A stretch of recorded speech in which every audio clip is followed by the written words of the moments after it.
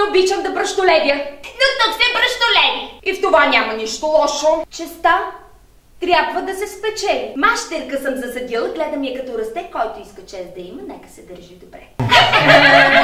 Известно е, че мъжът ти е довел двете си сестри да живеят от тях. Старите моми, да, бяха натоварени да се грижат за църквата, а сега се грижат за снаха си. Лицата им са като намазани с восък.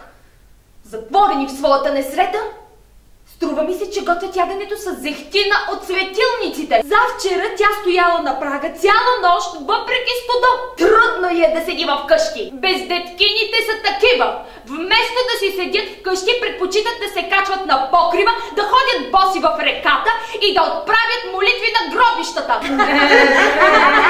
Коя си ти да приказваш така? Тя няма деца, но вината не е нейна. Деца има тая, която иска да има. Пристрованите нямат намерение да ходят с набръчкан корем.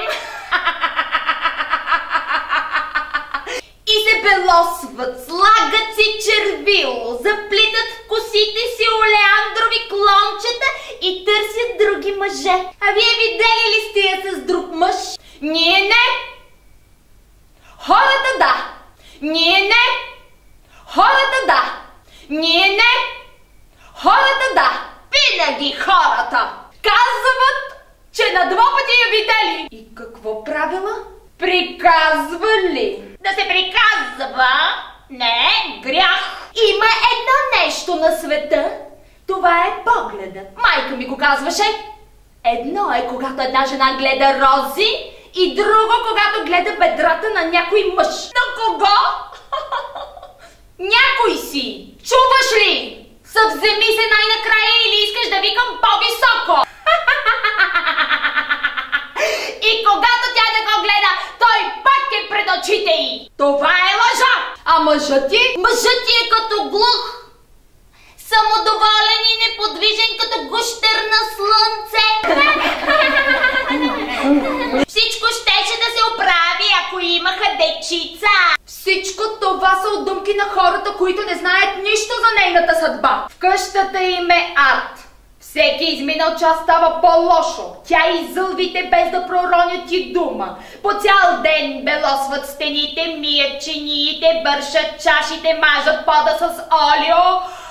Но колкото повече блести жилището отвън, толкова по-гори отвътре. Той е виновен? Той! Щом един мъж не създава деца, трябва да бди над жена си. Вината е нейна, защото вместо език има кремък в устата си. Какъв дявол ти се е замотал в плитките да говориш така? А кой ти е дал право да ми даваш акол? Млъкнете! На една игла за плетене бих нанизала злите езици, които бръщолевят. Затвори си устата! Аз бих е да пушила сненките на престовините. Тръгват ли вече овчарите? Да. Сега излизат стадата. Обичам мириса на овцете. Всички стада отиват заедно. Вече излязоха всички, но едно липсва. Я да видим.